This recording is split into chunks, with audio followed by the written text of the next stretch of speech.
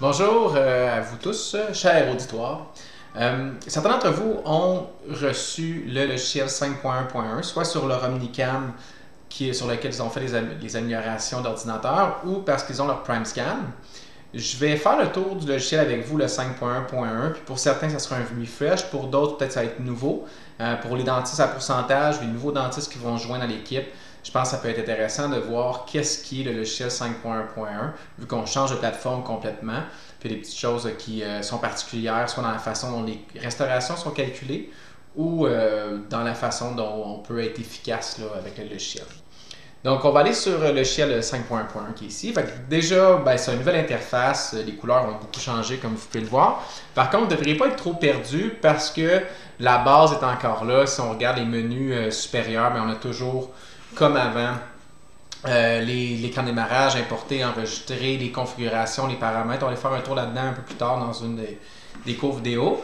Puis, vous avez aussi afficher les patients, acheter un nouveau patient. Fait que si on fait acheter un nouveau patient, normalement, vos banques de données vont vous être transférées, donc vous allez pouvoir récupérer tous les patients que vous avez déjà.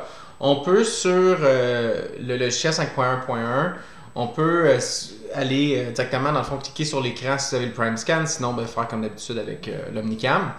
Donc, on va rentrer le nom du patient, qui est intérieur, Alexandre. Oups, on est déjà dans nom de famille, on va recommencer. Nom de famille en premier, c'est la première chose peut-être à savoir. Alexandre, comme ça. Date de naissance, je conseille de le rentrer systématiquement. Fait que je ne suis pas né en 2014, on va mettre ça. Ça va un peu loin. De le rentrer systématiquement.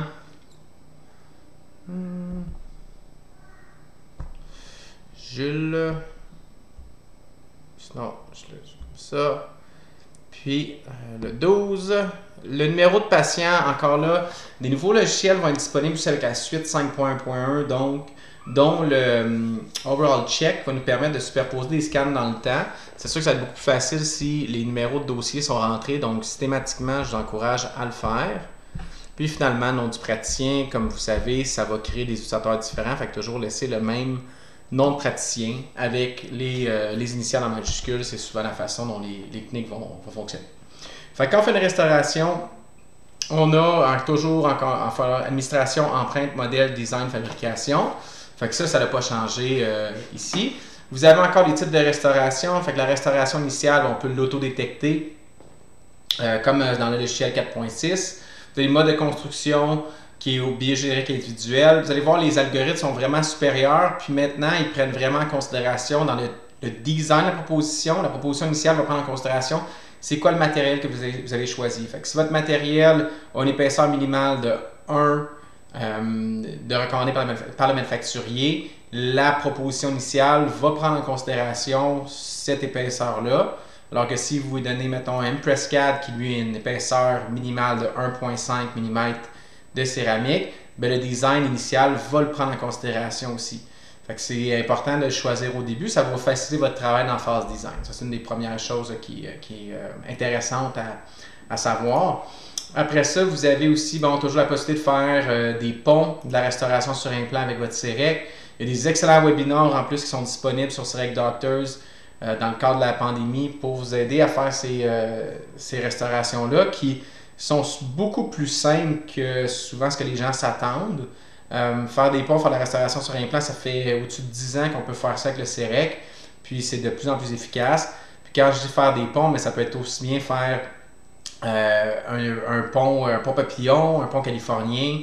Il y a plein d'options à ce niveau-là. Je pense que c'est un beau service à rendre à un patient d'être en mesure de faire un pont papillon avec un bloc de 32$. Des fois, c'est un traitement temporaire ou c'est un traitement de compromis, mais si on est capable de faire à un prix modique ou avec des coûts modiques, ça peut être le fun à offrir. Il y a l'articulateur virtuel aussi qui peut être engagé. Ça fait maintenant partie des enseignements standards qu'on fait chez CEREC Doctors. C'est d'intégrer l'articulateur virtuel à chaque restauration que vous faites. Ça fonctionne vraiment bien. Ça permet d'éviter les interférences. Je l'ai fait dans un autre webinaire que je mettrai en lien là, avec celui-là. Donc, une restauration standard, on va aller choisir la 46 puisque c'est ma super dent taillée. En IMAX, on va aller voir les détails du cas. Si on va faire une modification parce qu'on n'a pas choisi le bon matériau. Je vous rappelle que ça ne sert à rien de cliquer ici, ça ne fait pas de modification. Ça va juste préparer la prochaine dent sur laquelle on va cliquer. Si on veut faire une modification sur le type de matériel ou le type de restauration qu'on veut faire, il faut aller faire la modification avec le crayon qui est ici. Soit qu'on peut aller changer, disons, pour le Impress CAD. Et là, on va faire le crochet. Et là, effectivement, notre restauration est ici, elle a changé. On est rendu qu'on peut faire un Impress CAD.